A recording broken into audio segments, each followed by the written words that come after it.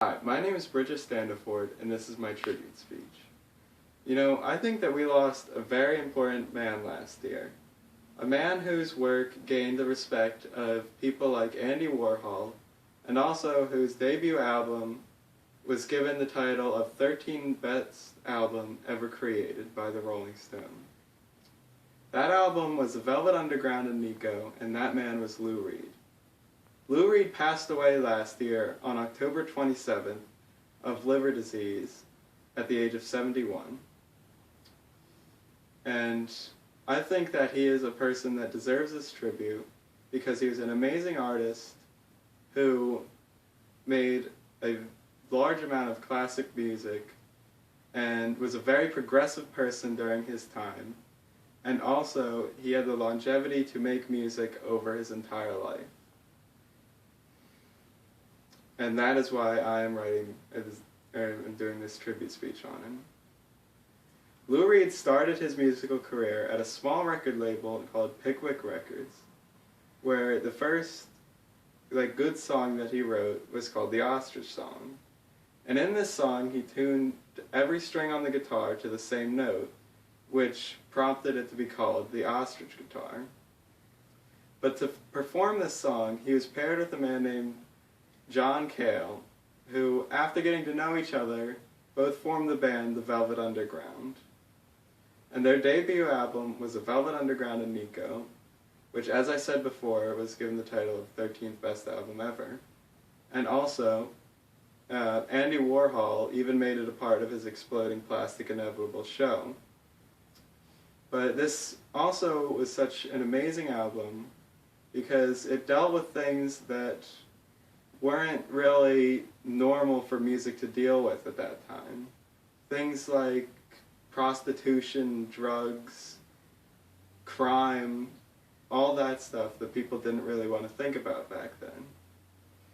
But also, even after he left the Velvet Underground, he still made a lot of music that was very important. Music like Take a Walk on the Wild Side and Perfect Day.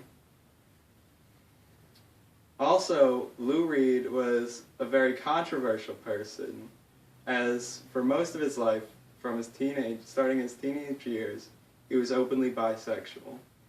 He even received electroshock therapy as a teenager in 1956 to try and cure his bisexuality, which of course did not work. But his sexuality was not the only thing that made him a controversial person. Also, as I said before, his music spoke of things that were considered to be taboo back when he was alive, from the 50s to the 80s when he was writing music. But, and also, the fact that his music was so controversial was probably a reason that it never really did get into very high on the charts, and only a couple of his songs ever made it into the top 40.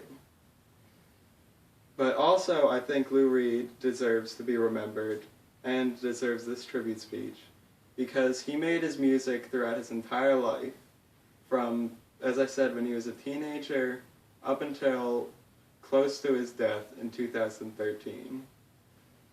While he never made a very large amount of music, and it was never very high on the charts, as I said, he put a lot of emotion into it, and it was still very good. And also, he was definitely famous, and he played a lot with a lot of important bands that were all definitely honored to be able to play with him.